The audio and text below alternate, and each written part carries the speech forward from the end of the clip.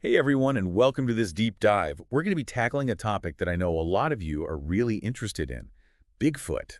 You guys sent in some really fascinating stuff for us to explore this time around. Native American folklore, tons of eyewitness accounts, even some scientific reports. It's like a Bigfoot buffet. So are you ready to dig in with me and see what we can uncover about this legendary creature? Let's do it.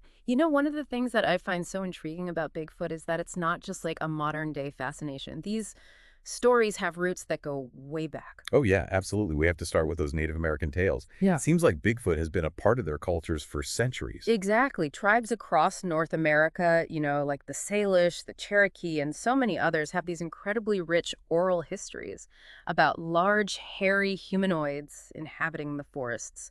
And it's not just one name either. They're called Semekwes, Right. Omaha, so many other names, which I think really reflects the diversity of these cultures. That's really cool. It makes you wonder, what is it about these stories that has resonated with people for so long? Well, I think part of it is that these creatures are often seen as these powerful figures, almost like guardians of the wilderness, Hmm. but also these beings that inspire a certain level of awe and fear. Yeah, you definitely get that sense. So how do we go from these, ancient stories to the Bigfoot craze that we see today? Well, that's where the 1958 Bluff Creek incident comes in. Remember those massive footprints found at that construction site in Oh, California? how can I forget? It was like a media sensation. Right. And that's actually where the term Bigfoot was born. It was journalists covering the story that coined the term. So that's when Bigfoot stepped out of the shadows and onto the front page. Do you think that media frenzy kind of changed how we view this whole phenomenon? Absolutely. Suddenly, Bigfoot wasn't just a regional legend, it was global. Wow. And it feels like since then, the floodgates have just opened. Eyewitness accounts are everywhere. Some are incredibly detailed, like the ones that led to that famous Patterson-Gimlin film in 1967. I know you've studied that footage extensively. What are your thoughts on it? Well, that footage, the grainy footage of a creature walking through the woods, it's such a great example of how evidence can be interpreted in so many ways. I mean, some people are absolutely convinced that it's a hoax, a guy in a suit. And then others believe it's the best visual evidence we have of Bigfoot. Where do you fall on that? Honestly, it's hard to say. I mean, that film has sparked debate for decades, right? It's amazing how one blurry video can keep people talking all these years later. But it's not just that one film, is it? We've got stories of the Ohio grassman, the skunk ape in Florida. Like, Bigfoot has relatives all over the place. It really does seem that way. Each region seems to have its own twist on the Bigfoot legend. Like in Ohio, you've got the Grassman, with Salt Fork State Park as a hot spot for sightings. And then there's the skunk ape of Florida, infamous for its Yeah, unique aroma. I can only imagine. But with all these stories, there's a big question that we have to address. Yeah. What about the skeptics? What do you say to those who think that these sightings are just hoaxes or people misidentifying things? It's a valid point. You have to approach these accounts with a critical eye, absolutely.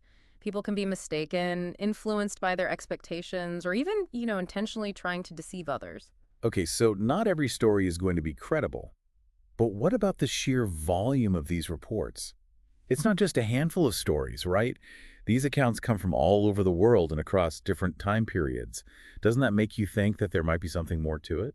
It definitely raises the question, could they all be wrong? Or could there be something out there that science hasn't fully explained yet? That's the million-dollar question. I mean, it's not just anecdotal evidence, is it? We have footprint casts, hair samples, even audio recordings.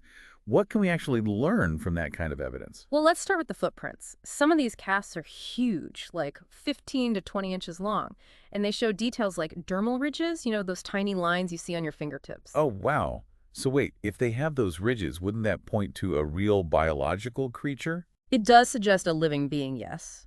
But, linking a footprint to a specific unknown species, that's incredibly challenging. And there's always the possibility of hoaxes, too, which makes it even more complex. Okay, so footprints are tricky. What about hair samples? Have those provided any clear answers? Unfortunately, most hair samples have turned out to belong to known animals, like bears or deer. But here's the key. Just because we haven't found conclusive evidence doesn't mean that Bigfoot can't exist. It just means we need to keep searching and refining our methods. I guess that's the heart of scientific inquiry, isn't it? You mentioned hoaxes earlier, and I know a lot of skeptics bring up the fact that we haven't found any, definitive proof of Bigfoot. hmm No bones, no bodies, nothing like that. How do you respond to that argument? Well, I think it's important to remember that in science, the absence of evidence isn't the same as evidence of abscess. It simply means that we haven't found the right evidence yet. Maybe we're looking in the wrong places. Or perhaps we need to develop new techniques to detect traces of this creature. So the search continues.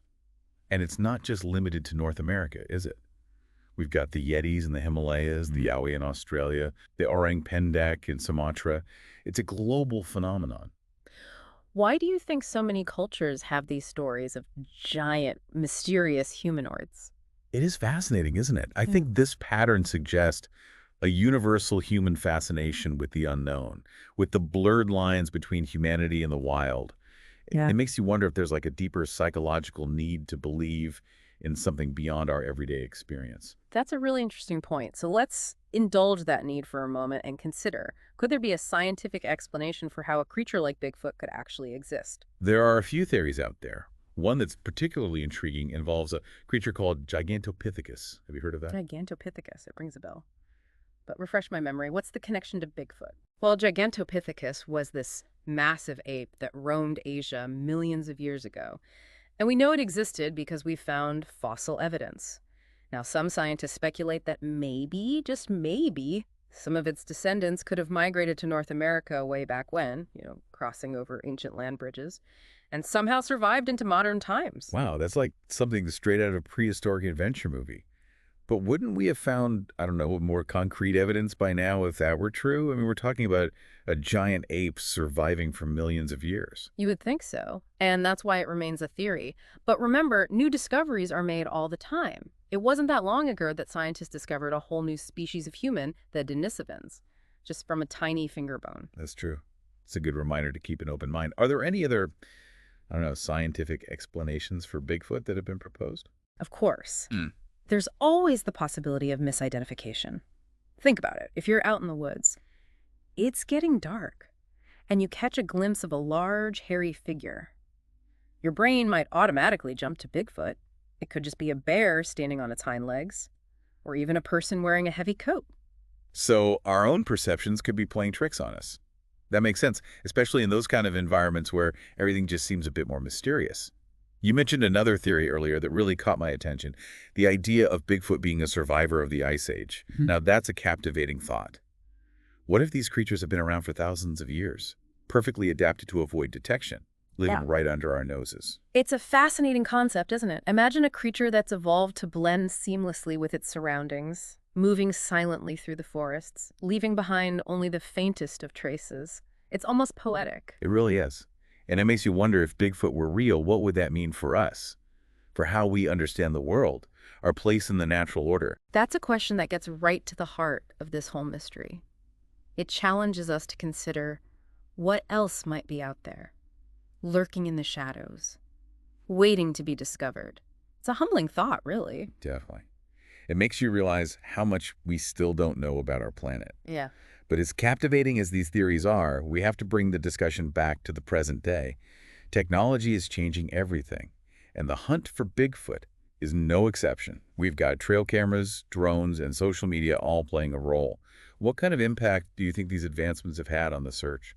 Well, technology is kind of a double-edged sword when it comes to Bigfoot. On the one hand, you have these incredible tools, like trail cameras and drones, that allow us to explore remote areas and gather data like never before. We can cover more ground, collect more evidence, and analyze it in ways we couldn't have dreamed of even a few decades ago. It's almost like we're giving Bigfoot hunters superpowers. Yeah. But you said double-edged sword. What's the other side of that? Well, on the flip side, you have the potential for misinformation to spread like wildfire through social media. A grainy video or blurry photo pops up online, and suddenly everyone's talking about the definitive proof of Bigfoot. But separating genuine evidence from hoaxes or misidentifications, it becomes even more challenging in the digital age. It's that classic signal-to-noise problem.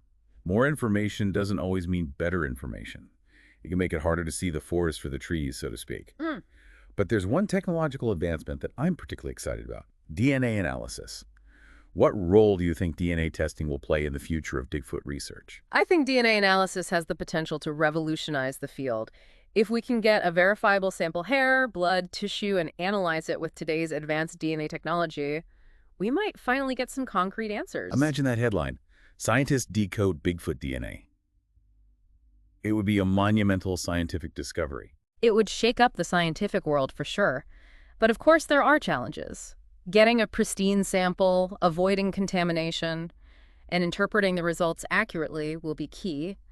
But it's an incredibly exciting prospect. It is. It feels like we're on the cusp of something big. But even if we put aside the scientific pursuit for a moment, there's something about Bigfoot that captures our imaginations, wouldn't you say? Absolutely. Bigfoot is more than just a potential cryptid. It's a pastoral icon. What do you think it represents? What is it about this creature that fascinates us so much? Well, I think it's different things to different people. For some, it's the embodiment of the untamed wilderness, a reminder that there are still wild places out there beyond our control. For others, it's the thrill of the unknown, the possibility that there are still mysteries to be solved. And then there's that, that human desire to believe in something bigger than ourselves, something extraordinary. Exactly. Bigfoot taps into that primal instinct, that sense of wonder we all have deep down. It's a modern-day myth that speaks to our deepest fears and fascinations. Whether you believe in Bigfoot or not, there's no denying that it makes us think about our place in the world. It challenges our assumptions about what we know and what we don't know, right? It forces us to confront the limits of our understanding and to grapple with the possibility that there are things out there we may never fully comprehend. It's that enduring mystery that keeps us coming back to this topic, that keeps us searching, keeps us wondering. All right, let's take a step back and recap what we've explored so far. We started with those ancient Native American legends, stories that have been passed down through generations, connecting people to the mystery of Bigfoot for centuries. We dove into the fascinating world of eyewitness accounts, analyzing the grainy footage of the Patterson-Gimlin film, and compared regional variations like the Ohio grassman and the skunk ape, noting how these stories differ and what those differences might mean. We even waded into the scientific side of things, discussing the challenges of footprint analysis, the inconclusive nature of hair samples, the potential of DNA technology, and the various theories that attempt to explain how a creature like Bigfoot could even exist. We tackled the Gigantopithecus theory, considered the possibility of misidentification, and pondered the captivating idea of Bigfoot as a survivor of the Ice Age, adapted to thrive in a world increasingly dominated by humans. And we explored how technology, especially trail cameras, drones, and the ever-present influence of social media, is transforming the landscape of Bigfoot research, highlighting both the benefits and the potential pitfalls of this digital age. Throughout this exploration, we've touched upon the cultural significance of Bigfoot, recognizing how it represents our complex relationship with the wilderness, our innate desire to believe in the extraordinary, and our enduring quest for discovery in a world that often feels increasingly known. But as we near the end of our deep dive, there's one final question we have to ask.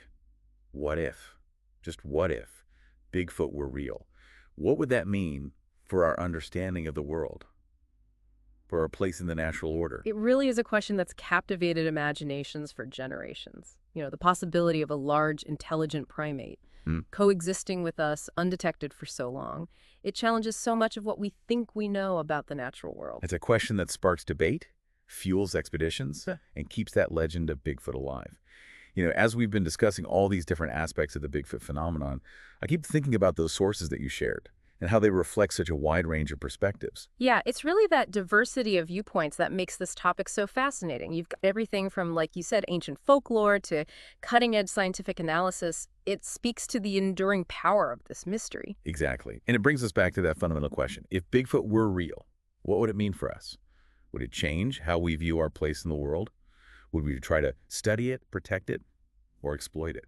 Those are all questions that would have profound implications for science, for conservation, for our entire understanding of human evolution. It's almost too much to wrap our minds around. It really is.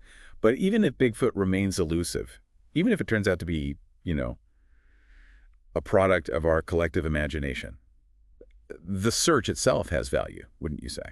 Absolutely. I mean, the pursuit of Bigfoot takes us into the wilderness. It encourages us to question our assumptions, and it reminds us that there are still mysteries out there waiting to be unraveled. It reminds us to stay curious, to keep exploring, to never stop asking questions. So to all of you listening out there who have joined us on this deep dive into the world of Bigfoot, what stands out to you? What are you going to take away from all of this? Maybe you're more intrigued by the scientific possibilities, the potential for a groundbreaking discovery. Or perhaps you're more drawn to the cultural significance, the way Bigfoot embodies our complex relationship with the unknown. Whatever resonates with you, we encourage you to keep digging, keep questioning, and keep that sense of wonder alive. Who knows, maybe you will be the one to uncover the truth behind this enduring mystery. And if you do happen to encounter a large, hairy figure on your next hike in the woods, well, try to snap a photo if you can. But most importantly, remember to approach any encounter with respect and caution, for both your safety and the well-being of any creature that you might encounter. Okay, so maybe hold off on those close-up selfies with Bigfoot, just to be safe. But seriously, folks, whether Bigfoot is real or just a figment of our collective imagination, the stories, the evidence, and the ongoing search, they remind us that there's still so much we don't know about our world. There are still mysteries to be solved, discoveries to be made, adventures to be had. So get out there, explore the unknown, and never lose that spark of curiosity. Until next time, keep on searching.